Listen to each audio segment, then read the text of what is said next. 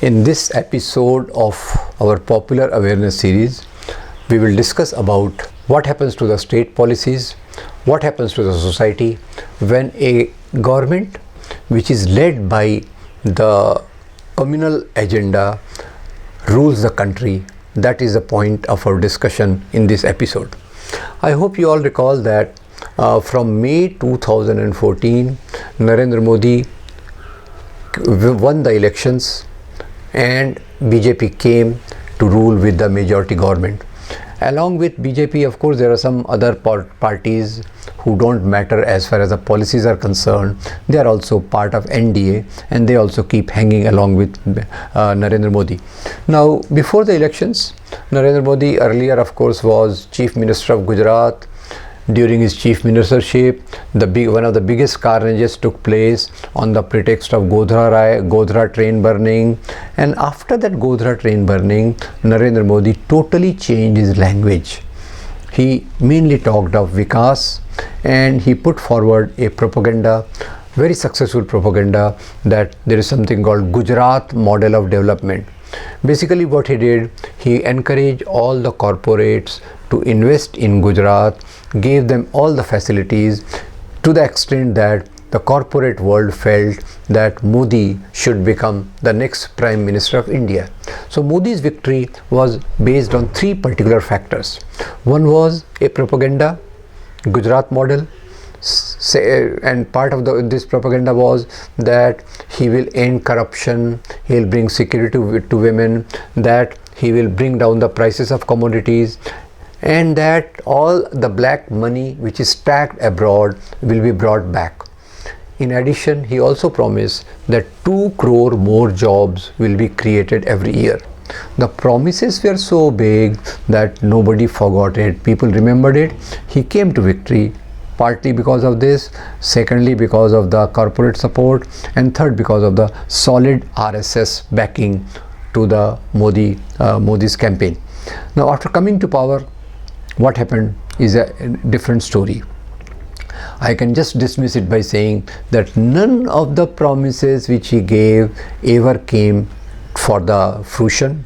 They never actualized. Even he had titled the word that Achhe Din Aane Wale Hain, means good days are going to come.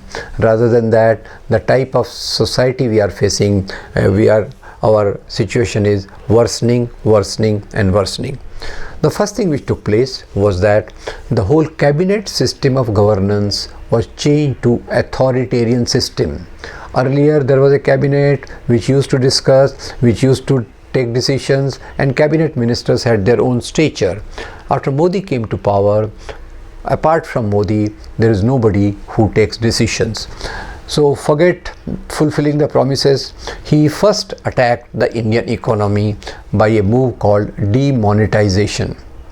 In demonetization, people had to withdraw their own money from the banks. In the whole process, nearly 100 people died while standing in the queues.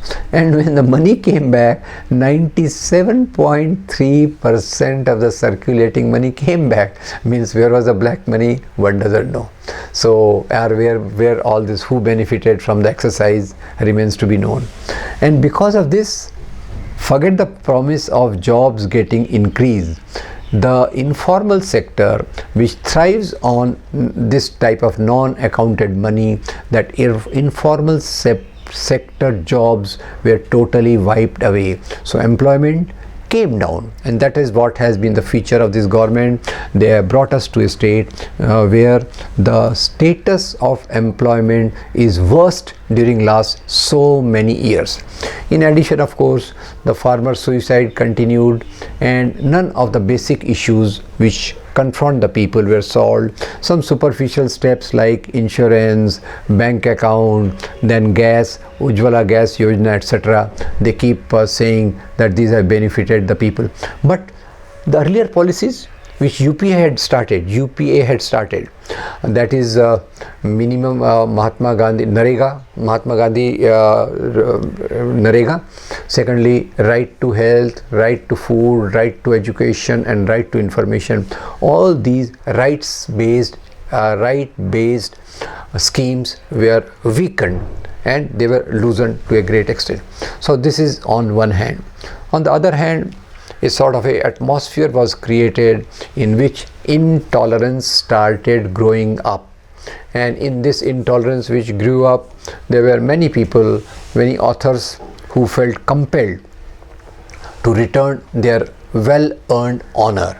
So this was called a award wapsi movement, in which many distinguished writers, actors, film personalities, scientists, they returned their honors to the government, back to the government. So this was Ghar Wapsi movement on one side. Now secondly, again the importance was given to the issues which are related to emotions, which are divisive. So of course Ram temple issue was going on, it was given lot of importance, and it was heightened, it was jacked up to the great extent, leading to finally, before every election, after that, after Lok Sabha election, state elections used to come up, and after every state election they used to bring up the issue of Ram temple in effort to polarize the society. The worst thing which took place during this time, the examples of intolerance which went on, was grounded on the issue of beef and holy cow. Interestingly, on one hand this issue came up, on the other side the export of beef from India keep going up and up. Interestingly, the people, the companies which are exporting beef are mainly those ones which are owned either by Jains or other Hindus, placed in a very high income bracket group. So this is one paradox. Now in the name of beef, Muhammad Akhlaq, Junaid and nearly 90 Muslims were killed on one or the other ground, and people having beef in their fridge, people having mutton there in their fridge, they were harassed. People traveling in the train, they were harassed, and an atmosphere of intimidation was built up, in particularly in North India.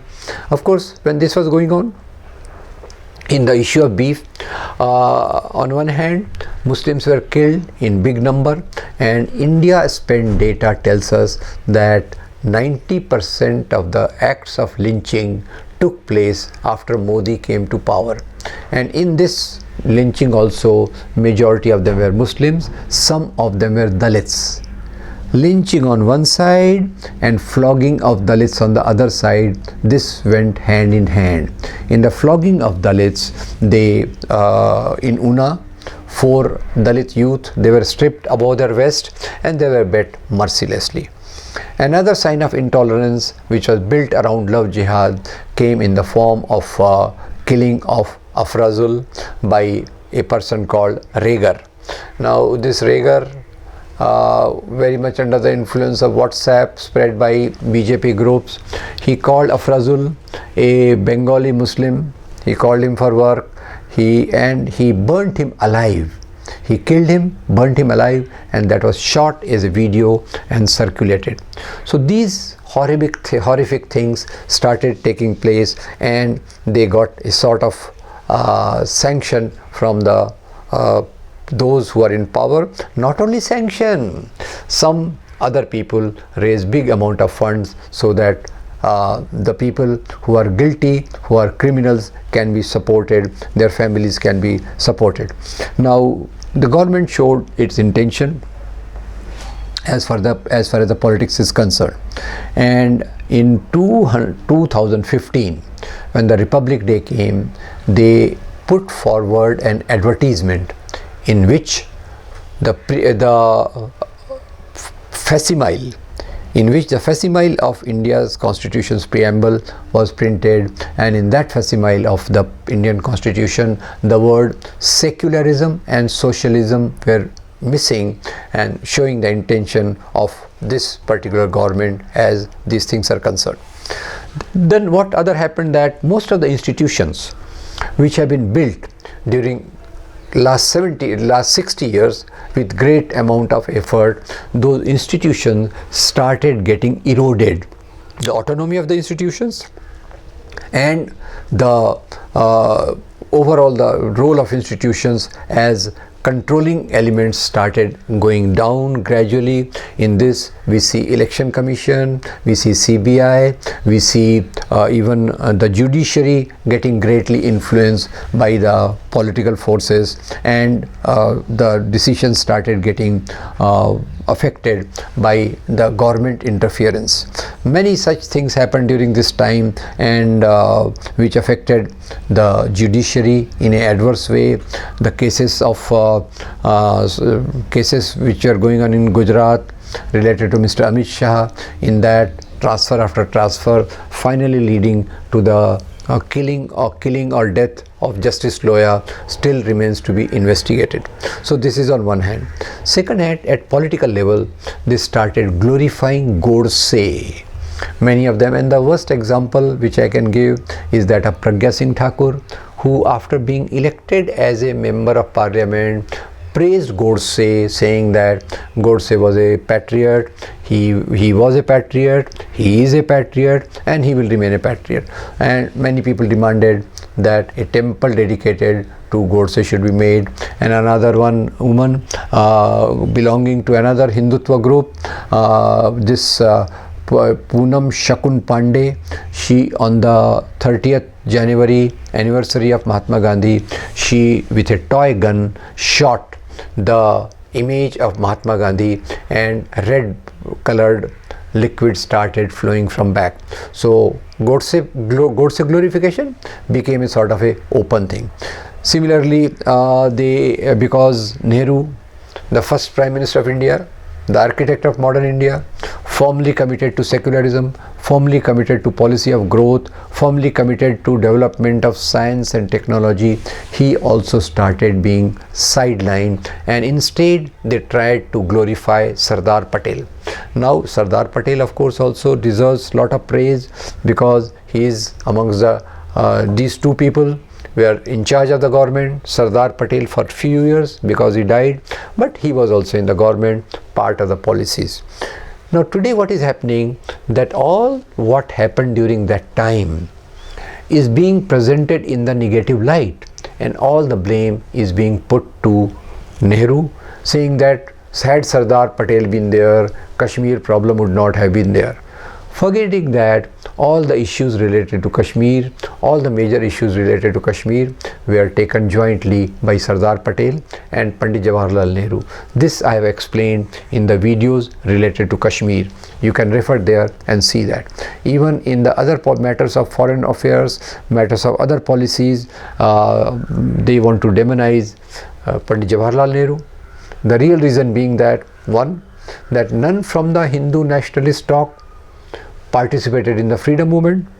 They don't have any icon to present, so they want to sideline at least Jawaharlal Nehru, and every time a lot of dirty WhatsApp campaign goes on against him, to the extent that they went on to say that Jawaharlal Nehru did not attend the funeral procession of Sardar Patel, which is a lie. In autobiography of Morarji Desai, it is mentioned that Pandit Nehru attended it. In the Hindustan Times, which was there next day in Mumbai, that also reported it. Similarly, they said that Pandit Nehru did not visit Sardar Bhagat Singh when he was in jail. Now this is a funny argument, because Sardar Patel writes very appreciatively of Pandit Jawaharlal Nehru, and there is a mention of Pandit Jawaharlal Nehru visiting Bhagat Singh when he was in jail. There is a great description by Nehru himself, and by other accounts also it is available. So Nehru is their prime target. So whenever they are unable to deliver what is expected of them, they blame that, oh, this is all because of Nehru's faulty policies, that we are not able to achieve what we have promised. This is a very escapist phenomenon which they are trying to use. Now this is on one side. On the other side, they went on to attack the universities, and on the cooked up charges, on the basis of videos which are doctored and which the helpful channels brought out, they tried to popularize Tukde Tukde gang. Then they tried to put anti-national charge on students of Jawaharlal Nehru University. As such, Jawaharlal Nehru University, which is one of the best universities in the world, it is also being defamed. And one example of that is Kanhaiya Kumar, who has emerged as a great mass leader after they started targeting him. Even when he was being taken to the court, Kanhaiya Kumar was mercilessly beaten by the people there who were wearing the coats of the lawyers. Similarly, other students, colleagues of Kanhaiya Kumar, have also been targeted. The worst thing which took place was that there was an institutional murder of a Dalit young scholar called Rohit Vemula. Rohit Vemula in Hyderabad Central University. He was running this Ambedkar study circle, and in that study circle they used to have a beef party. They organized a beef festival. They showed the film called Muzaffarnagar Abhi Baki Hai, and this type of a inter-community harmony and promotion of Ambedkar's value was going on. So when this was going on, the BJP leaders of Hyderabad, they wrote to the MHRD minister at that time, Mrs. Smriti Irani. They wrote that anti-national activities are going on in Hyderabad Central University. Based on that, the local vice chancellor, they stopped the fellowship of Rohit Vemula. They expelled him from hostel, and after that Rohit Vemula was forced to commit suicide. His suicide note is a very brilliant piece of writing in which Rohit Vemula says that I wanted to become a science writer, but my whole name itself is a sort of a handicap for my going further in my life. So that painful thing still persists in our society, which took place during the rule of Modi. Similarly, this question of love jihad was propped up, and one girl who later on became Hadia, his earlier name, she was a Hindu girl who fell in love with a Muslim boy, and till the Supreme Court the case went. Later on, Supreme Court fortunately allowed her to have the choice of her husband. So love jihad, beef. Then it is during this period that, of course, Dr. Dabholkar was murdered before Modi came to power. But the same phenomenon intensified with the murders of Comrade Govind Pansare, Professor M.M. Kalburgi, and later on Gauri Lankesh. Now these were the people who were trying to promote scientific thinking, who were fighting against blind faith, and they were killed during this period. Their killers have not been nabbed so far. What is the reason behind that is a matter of thinking for us, and it's a matter which needs to be attended to over a period of time. In addition, what happened that they have started now promoting blind faith and faith as a source of knowledge. I must remind my friends that Indian Constitution mandates that we should promote scientific temper. Scientific temper is a word which was used by Nehru very often to underline the policies of independent India. Now in this scientific temper, contrary to scientific temper, Prime Minister Modi himself, while inaugurating a hospital, went on to say that there might have been a plastic surgeon in ancient India who transplanted elephant's head on a boy's head. Now how ridiculous and funny this is, one can imagine. Then claims started coming that we had all the knowledge in the past, just we forgot it. So we had internet, we had television, we had interplanetary vehicles, we had a Pushpak Viman, and everything which is mentioned today. They said we had it, but somehow we have lost it. Now why all these attempts are going on? The glorification of past and promotion of these non-scientific baseless things has a purpose. The purpose is that they want to bring in society the values prevalent in the ancient time, the values which are based on faith, the values which are based on pure common sense, or not even common sense, the understanding promoted by some, they go along with the caste and gender hierarchy. The social relationships which were prevalent at that time, these people want to promote it, and that's why they say everything in the past was great. It was a golden past. I must say, India, this landmass, had good achievements in the field of science. We had Charvak, we had Charat, we had Sushrut, we had Aryabhat, who contributed a great amount of insights into the rational thinking. But instead of that, what is being promoted is things which do not have any scientific basis and which cannot be applied in today's world, where we require a rigor and hard understanding for bringing all this. So overall, this is on one side promotion of blind faith. On the other side, the condition of minorities has been worsening over a period of time.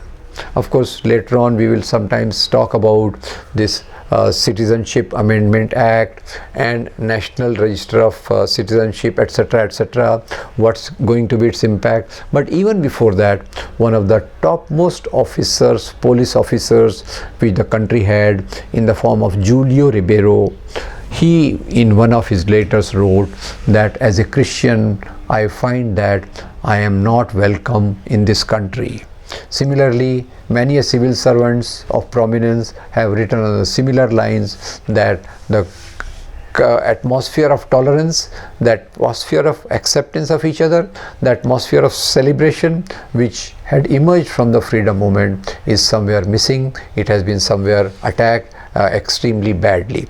So even I must say, though the anti-Christian violence during this period has not been spectacular, but a low intensity sub-radar attacks on prayer meetings have been taking place, saying that these are the attempts of conversion.